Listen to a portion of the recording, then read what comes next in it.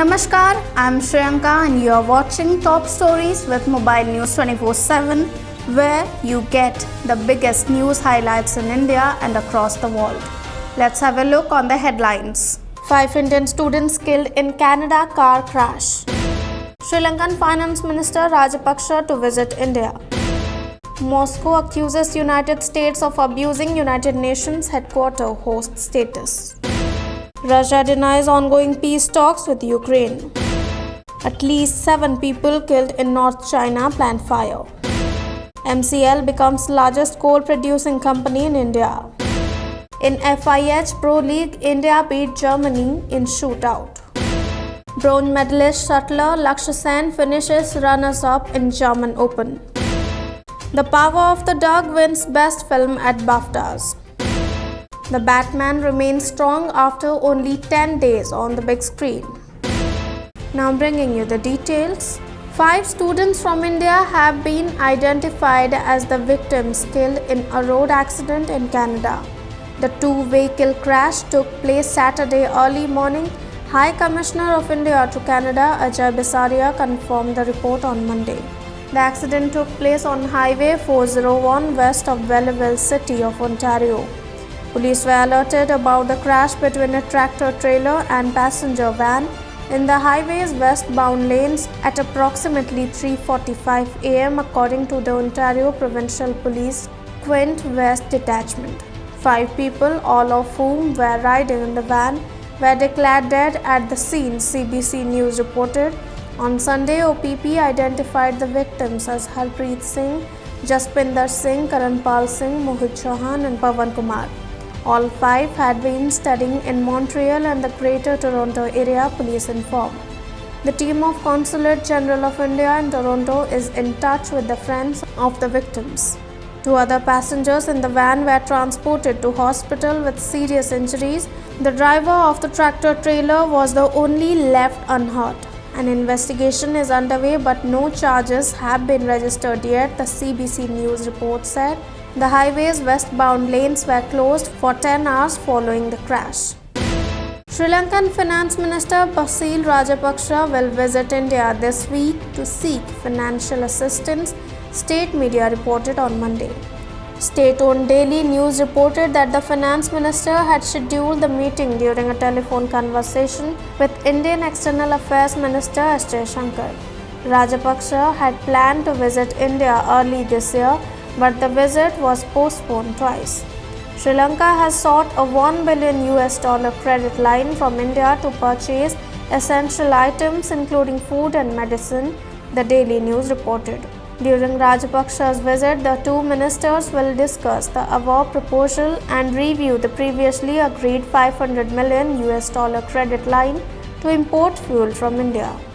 Prior to the finance minister's visit to India, a joint venture was signed on Friday to establish a 100 megawatt solar power plant in northeastern Sri Lanka. The United States, hosting the United Nations headquarters, is increasingly abusing its position for political gain, a Kremlin official said amid the ongoing Russian attack on neighboring Ukraine. The comment by Director of the Department of International Organizations of the Russian Foreign Ministry, Petr Ilyashev, came days after 12 diplomats from Russia's permanent mission to the UN, as well as their family members, had to leave the US soil after a string of quick sanctions were imposed by Washington on Russia following the invasion. He cautioned such actions by Washington violate fundamental international legal norms, including those enshrined in the Vienna Convention on Diplomatic Relations of 1961 and the Vienna Convention of Consular Relations of 1963. The Russian envoys and their kin arrived home after they were declared persona non grata by Biden administration and ordered to leave the US by March 7. A Russian presidential spokesman denied reports on Sunday that Russian-Ukrainian negotiations were already underway, saying they were set to resume on Monday. No, the negotiations are planned for tomorrow, he told Sputnik. Sputnik sought confirmation from the Kremlin after Reuters cited an unnamed aide in Ukrainian President Volodymyr Zelensky's office as saying the talks between Ukraine and Russia were continuing as he spoke. Notably, a total of 26 civilians were killed and 174 others injured during 25 days of fighting in the Donetsk People's Republic, the republic's mission to Joint Center for Control and Coordination said on Sunday. At least 7 people were killed in a fire at a chemical plant early Monday in North China's Inner Mongolia Autonomous Region, local authorities said. The fire broke out at about 2:08 a.m. on Monday in the Hondlong district in the city of Boto and was brought under control about an hour later. 7 people were missing, Xinhua reported. The rescue work finished at 6:40 a.m. as all the missing people were found dead. Investigation into the cause of the accident is underway. The Mahanadi Coalfields Limited, a unit of the CIL, has crossed 157 million ton in coal production in the financial year of 2021-22 to become the leading coal producing company in the country, a release said. On March 12, 2022, the company produced 7.62 lakh ton of dry fuel, which is the highest in a day during the current financial year, reaching 157.7 metric tons with a growth of around 16% over the last financial year, the company release said.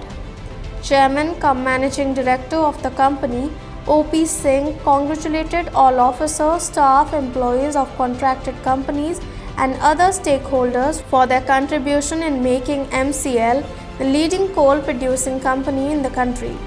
MCL has to play a bigger role in ensuring energy security to the nation, said the CMD in his congratulatory message to all the employees. Surpassing all previous records, MCL has dispatched over 166 metric ton dry fuel to the consumers, registering 22% growth over a previous financial year, while it has also removed 195 million cubic meters of overburden, registering 19% growth over the last financial year, the release read. India beat Germany for 3-0 in a shootout in the FIH Pro League women's hockey match at the Kalinga Stadium on Sunday. The regulation time ended at 1-1 with Nisha scoring the equalizer for India after Felicia Wederman had put the visitors ahead.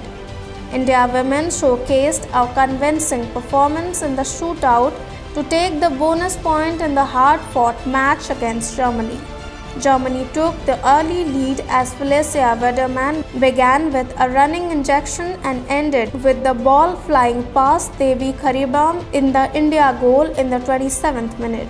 This was just ahead of half-time and both teams trooped off the pitch after an exhausting opening 2 quarters. India finally broke through in the third quarter when Nisha was on hand to bundle the ball over the German goal line after some indecision by the German defense. World champions bronze medalist shuttler Lakshya Sen finished as runners-up in the German Open Super 300 after losing the final to Kunlavut Wittetsan of Thailand on Sunday. On his way to the finals, the young Indian sensation stunned the world number 1 and Olympic champion Victor Axelsen of Denmark in the semi-finals. The Indian edged past his compatriot H.S. Pranoy in the quarterfinals. In the round 16, he demolished world number 5 and Tokyo Olympics bronze medalist Anthony Ginting of Indonesia in just 34 minutes of the play. The Almora boy, ranked 12 in the world, had trounced the world champion Loh Kian Yu of Singapore in the India Open to win his maiden Super 500 title in January. New Zealand filmmaker Jane Campion's The Power of the Dog has won the Best Picture prize at the British Academy Film Awards. The Power of the Dog, Hollywood star Robert Pattinson's latest release, The Batman, has earned $66 million from 4,417 North American theaters in its second weekend of release, propelling its domestic tally to a whopping $238.5 million. After only 10 days on the big screen, The Batman now ranks as the highest grossing movie of 2022, as well as the second highest grossing since the onset of the COVID-19 in early 2020, reports Variety.com. Only Spider-Man No Way Home, which has generated a stellar $792 million in North America, has earned more money at the domestic box office in the past 2 years. Ticket sales from The Batman declined 51% from its $134 million debut, a better haul than most comic book tentpoles, pandemic or not. Recent COVID-era releases such as The Suicide Squad, Eternals, Black Widow and Shang-Chi and The Legend of the Ten Rings plummeted anywhere from 53% to 71% in their sophomore outings. That's all for now. Keep watching Mobile News 24/7.